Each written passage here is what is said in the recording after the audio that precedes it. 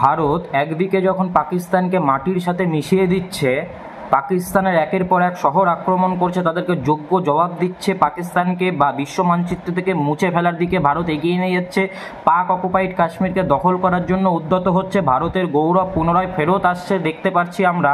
আরেকদিকে এই দেশ বিরোধী দেশদ্রোহী বামপন্থীদেরকে দেখুন, কলেজ স্ট্রিটে দাঁড়িয়ে ভারত সরকারের বিরুদ্ধে পাকিস্তানের পাশে দাঁড়িয়ে এরা আন্দোলন করছে, বলছে আমরা যুদ্ধ চাই না।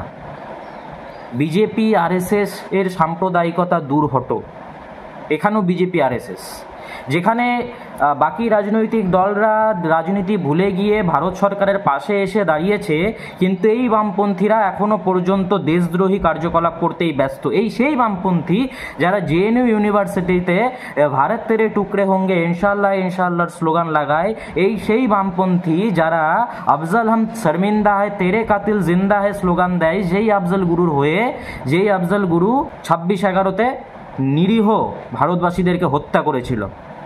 এই সেই বামপন্থী যারা কাশ্মীরকে পাকিস্তানের অঙ্গ বলে দাবি করে, এরা বলে কাশ্মীর মাঙ্গে আজাদি।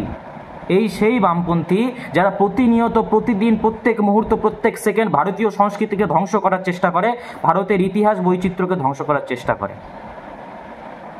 তাই বলবো, ভারতীয় সেনা, ইন্ডিয়ান আর্মড ফোর্স, আমাদের বায়ুসেনা, স্থলসেনা, জলসেনা, তারা তো বাইরের শত্রুদেরকে দমন করছে, যোগ্য জবাব দিচ্ছে, মাটিতে মিশিয়ে দিচ্ছে, কিন্তু দেশের ভিতরে এই যে দেশ বিরোধীরা রয়েছে, দেশদ্রোহীরা রয়েছে, তাদেরকে আমাদেরকে চিহ্নিত করতে হবে। এদেরকে কারা সরাবে? তাই একটাই বক্তব্য, এই দেশদ্রোহী বামপন্থীদেরকে চিহ্নিত করুন। এই সেই বামপন্থী যারা যখন 1946 সালে যখন স্লোগান উঠিয়েছিল মুসলিম লীগ সুহরাওয়ার্দীর শাসনে, আলী জিন্নার নেতৃত্বে, ছিন কে লেঙ্গে পাকিস্তান, মার কে লেঙ্গে পাকিস্তান, বাট কে লেঙ্গে পাকিস্তান, কাট কে লেঙ্গে পাকিস্তান, তখন এই বামপন্থীরা, এই জ্যোতিবাবুরা মুসলিম লীগের সাথে ধর্মতলাতে একসাথে বৈঠক করেছিল পাকিস্তানের দাবিতে।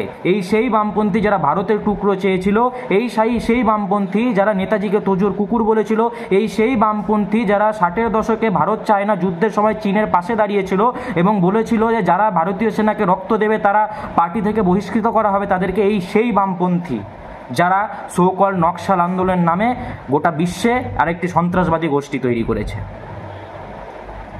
এরা সেই বামপন্থী প্রতিনিয়ত যারা দেশকে বিভক্ত করার চেষ্টা করে, ভারতবর্ষকে বিভক্ত করার চেষ্টা করে, এবং এদের কান্না প্যালেস্তাইনের মুসলিমদের জন্য চোখ দিয়ে জল বেরোয়, কিন্তু বাড়ির পাশের মোথাবাড়ি, মুর্শিদাবাদ, পেহেলগাম, কাশ্মীরে যখন হিন্দুদের ওপর আক্রমণ হয় তখন এদের মুখে কুলু বেটে যায়, কষ্টিপ লেগে যায়। এই সেই বামপন্থী যারা সিলেক্টিভ সেকুলারিজম করে, এই সেই বামপন্থী যারা এই ভারতের ধ্বংস দেখতে চায়, যারা পাকিস্তানের পাশে দাঁড়ায়।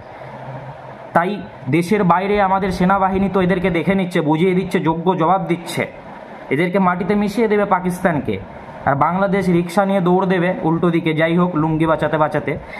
কিন্তু দেশের ভিতরে এই যে দেশ বিরোধীরা রয়েছে, এদেরকে আমাদেরকে চিহ্নিত করতে হবে বন্ধুরা,